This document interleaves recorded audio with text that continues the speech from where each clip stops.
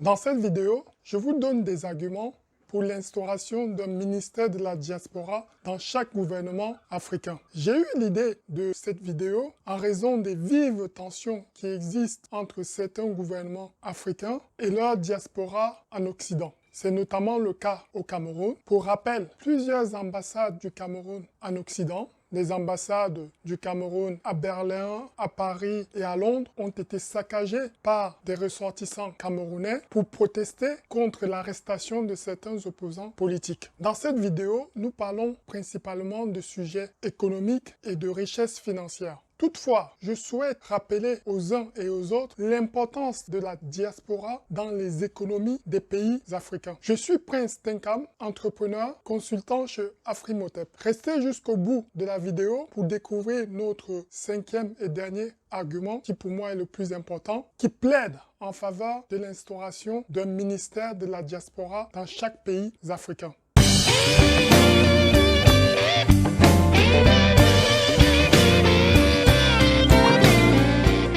Le rôle du ministère de la diaspora serait d'impliquer fortement la diaspora dans la vie économique, financière, politique et sociale des pays africains.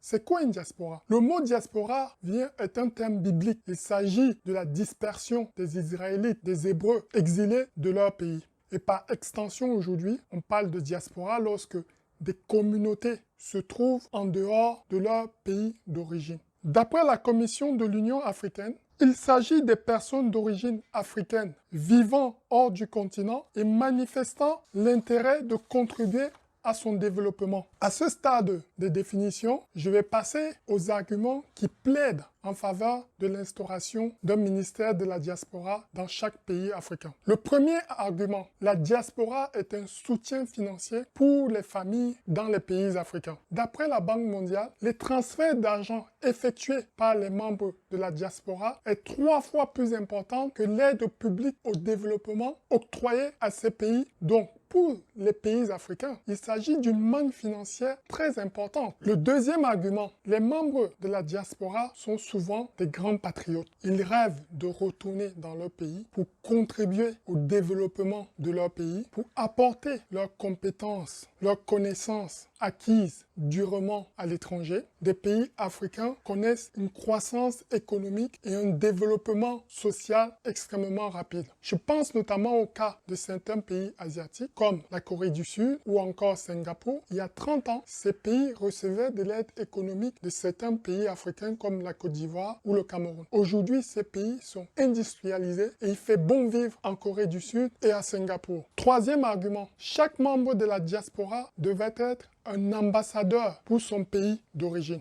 L'Afrique a cruellement besoin de devises. L'Afrique a cruellement besoin de développer ses secteurs d'activité, y compris le tourisme. Le quatrième argument, les membres de la diaspora connaissent très souvent la culture, les us et coutumes de leur pays d'accueil, mais aussi de leur pays d'origine. En partageant la vision politique et économique d'un pays avec les membres de sa diaspora, on ne fait qu'accroître sa puissance, sa présence dans le cercle des nations. Le cinquième et dernier argument, les membres de la diaspora sont très souvent qualifiés, compétents dans des domaines où l'Afrique a cruellement besoin. Je pense notamment au secteur de la santé. D'après plusieurs études, il y a plus de médecins afro-descendants en Occident qu'en Afrique subsaharienne. Tout simplement parce que les médecins, une fois formés, restent en Occident pour exercer correctement leur métier. Il en va de même pour des ingénieurs. Je pense aux ingénieurs ponts et chaussées. Les pays africains ont cruellement besoin de développer